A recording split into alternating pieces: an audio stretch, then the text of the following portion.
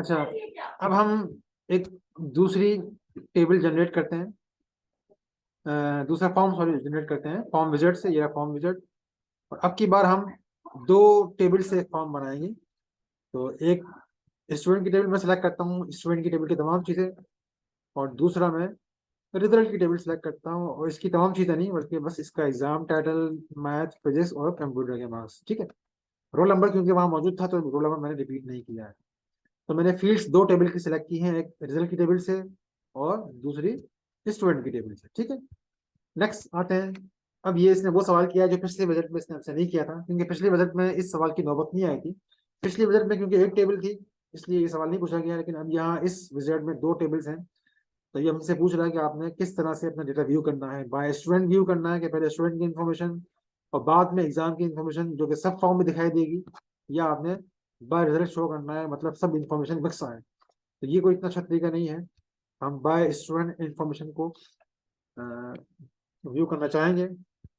Link form से दो अलग अलग फॉर्म होंगे और सब फॉर्म से एक फॉर्म के अंदर ही एक दूसरा फॉर्म होगा। आप इन दोनों तरीकों से घर में बना के चेक कर लीजिएगा कि किस तरीके से फॉर्म बनते हैं।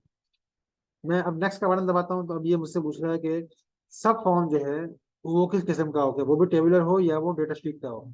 सब फॉर्म उमूमन जो है वो डेटा शीट में बनाए जाते हैं। तो इसलिए सब फॉर्म का मतलब क्या है कि यहाँ देख लें कि ऊपर स्टूडेंट की टेबल का होगा फॉर्म, और उस फॉर्म के अंदर एक और सब फॉर्म होगा जिसमें रिजल्ट की टेबल होगी।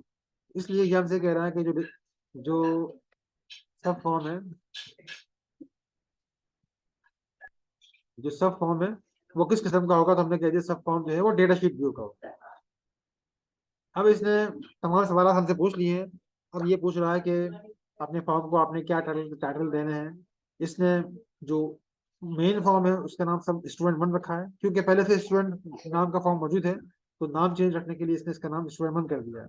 और सब फॉर्म का नाम इसने रखा है रिजल्ट सब फॉर्म, क्योंकि दो फॉर्म है, दोनों अलग अलग सेव होंगे, इसलिए दोनों के इसने नाम यहाँ रख दिए हैं। अगर आपने इन नामों को चेंज करना है तो आप यहाँ टाइप करके नाम चेंज कर सकते हैं।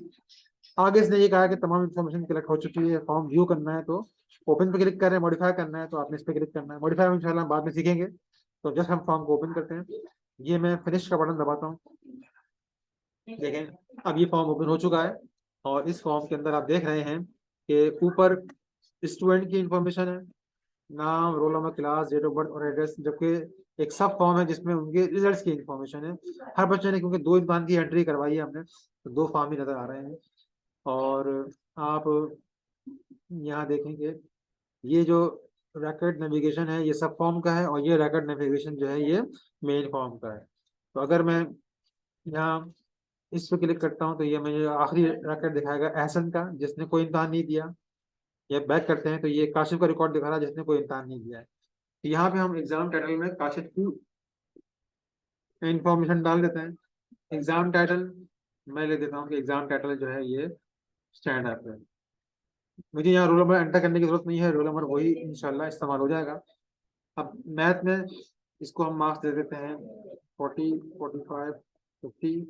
और प्री बोर्ड में इसको एग्जाम में मार्क्स दे देते हैं 45, 50 और 55। ठीक, इसी तरीके से हम नेक्स्ट रिकॉर्ड पे आते हैं। और ये रैकेट जो है वो काशिफ एहसन का है, एहसन ने भी कोई इम्तहान नहीं दिया है।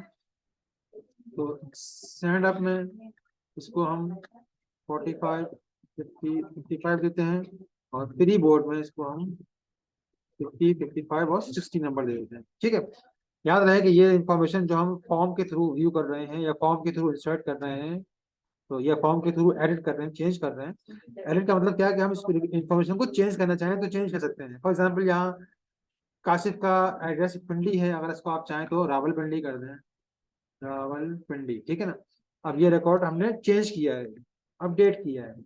ठीक है, ये अब रिकॉर्ड अपडेट हो गया होगा। तो आप स्टूडेंट की टेबल देखें, यहाँ पे उसका एड्रेस रावलपिंडी हो चुका है। और रिजल्ट की टेबल देखें आप तो रोल नंबर 4 और रोल नंबर 5 जिनके एग्जाम्स की एंट्रीज हमने नहीं की थी, वो एंट्रीज आपको यहाँ नजर आ रही होंगी। तो यहाँ हमने एक विजार्ड से एक ऐसा फॉर्म जनरेट किया है जो कि दो टेबल से डेटा एक साथ उठा रहा है, एक फॉर्म और एक दूसरा सब फॉर्म। सब फॉर्म जो है वो आप देख रहे हैं कि डेटा शीट व्यू के शक्ल के अंदर। तो इन दोनों फॉर्मों को आपने घर में लाजमी बनाना है आज। अल्लाह हाफिज।